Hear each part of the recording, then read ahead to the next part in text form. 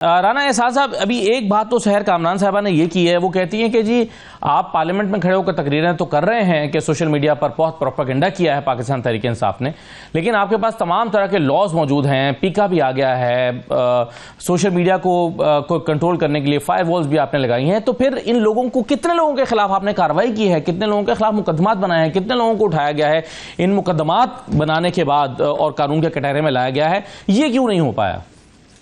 देखिए, ये तो वर्क इन प्रोग्रेस है। मेरे ख्याल से जो अदारे हैं जिनकी ये जिम्मेदारी है वो अपनी कार्रवाई जो है वो एज पर कोई उनके नॉलेज में आता है तो वो तो कर रहे हैं। लेकिन देखिए, यहाँ मैं ये बताना चाहता हूँ कि कोई नहीं कह रहा कि ऑपरेशन इसका हल है। जो नेशनल एक्शन प्लान के 14 नुकात हैं उसके अंदर बहुत सारे निकात हैं जो ऑपरेशन से बालातर हैं। उसके अंदर जुडिशल रिफॉर्म्स हैं, जो आपके टेररिज्म के जो पर्चे हैं या जो अदालती मामलात हैं उनको एक्सपेडाइट कराना है, वहाँ मामलात को ठीक करना है। बलूचिस्तान का रिकन्सिलिएशन का एजेंडा है, उसके अंदर मदारस की रजिस्ट्रेशन है और उसके अंदर और दीगर चीज़ें हैं। इकोनॉमिक आपकी इंटीग्रेशन है, सोशल कोहेजन है।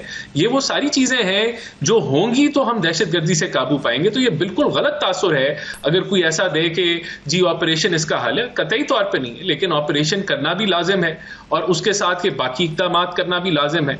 तो जब हम दहशतगर्दी के सोल्यूशन की तरफ जाएंगे तो उसके अंदर जो सबसे चीज़ जिसकी आज तयन करने की ज़रूरत है कि जहां बॉर्डर सिक्योरिटी का एक रोल है, उसी तरह लॉ एनफोर्समेंट का रोल है, उसी तरीके से आपकी CTDs का रोल है, उसी तरीके से आपकी डेवलपमेंट है, आपके और दीगर जो मैंने मामलात कहे हैं, तो वो रोल किस हद तक जिनकी जिम्मेदारी है वो अदा कर रहे हैं, चाहे वो बलूचिस्तान की हुकूमत हो, पंजाब की हुकूमत हो, KPK की हुकूमत हो, क्या वो किरदार अदा किया जा रहा है सूबाई लेवल पे, वफाकी लेवल पे जो जिम्मेदारियां जिसकी की हुई हैं? तो तभी हम किसी सोल्यूशन की तरफ बढ़ेंगे ना।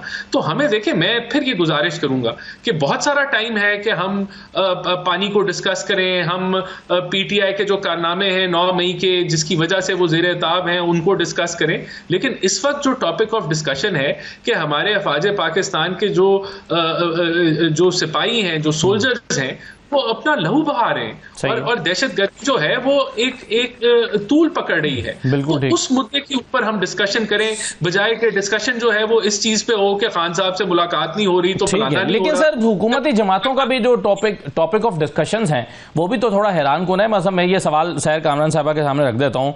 राब्ता कमेटियों का इजलास हुआ है पीपल्स पार्टी और PMLN की, और उसमें क्या शिकवे शिकायतें हुई हैं कि जी आपने सदर जरदारी साहब आए थे तो उनको रिसीव नहीं किया। उन्होंने कहा जी आपके गवर्नर जो है वो हम पर तनकीद क्यों करते हैं, चीफ मिनिस्टर पंजाब पे। फिर कुछ हलकों के लिए उन्होंने मांगे हैं, फंड्स मांग लिए हैं। उन्होंने कहा कि जी जो आपके मुंतखब हैं सिर्फ उनको देंगे, बाकियों को नहीं देंगे, डेडलॉक बरकरार है।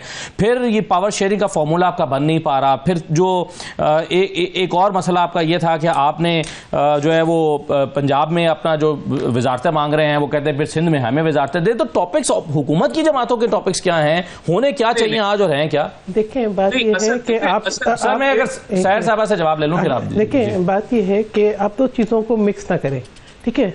ये जब आप अभी जिस मौजू की बात कर रहे हैं उस मौजू का इससे कोई ताल्लुक नहीं है, ठीक है? ताल्लुक नहीं है, लेकिन आज के हालात, एक मिनट, आज के हालात आपकी तरजीहात का अंदाजा तो होता है ना। नहीं, आप गलत बयानी कर रहे हैं।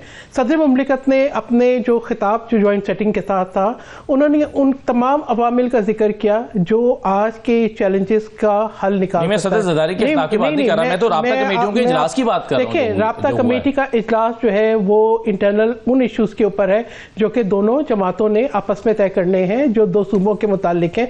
लेकिन इसका ये मतलब नहीं है कि हम जो है we are not sensitive to the national security. Pakistan Peoples Party ने हमेशा आगे बढ़ के नेशनल सिक्योरिटी को सुप्रीम समझा है, पाकिस्तान की कौमी सलामती को सुप्रीम समझा है। ना सिर्फ बिलावल भुट्टो जरदारी, उन्होंने जिस तरीके से एक बहुत अच्छा खिताब किया जिसकी जो है तायीद जो है PTI ने भी की।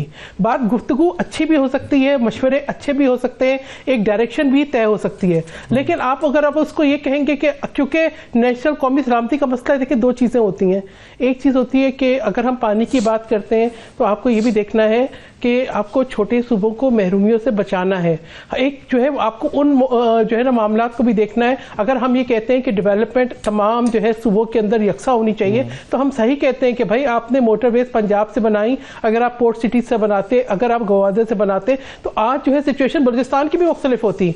आप अगर ये हम ये कहते हैं कि जी पानी की मुनसिफाना तकसीम हो, तो आप एक सूबे के जो है जो सरसब्ज ज़मीनें हैं उनको बंजर करने से हम बचाना चाहते हैं। अगर आप उनसे उनका रोजगार भी ले लेंगे, आपकी पॉलिसी सस्टेनेबल नहीं होंगी, आप जो है एक टॉप वीट प्रोड्यूसिंग मुल्क से लेके आप जो है दोबारा इंपोर्टर बन जाएंगे, आप जो है अपने जो है डोमेस्टिक कपास के ऊपर 18% जो है वो ड्यूटी आयद कर देंगे और इंपोर्ट्स पे गुजारा करेंगे। आप जो है ना इन ये मामलात आप तो इस पे मामलात पे भी तो बात करने की जरूरत है ना।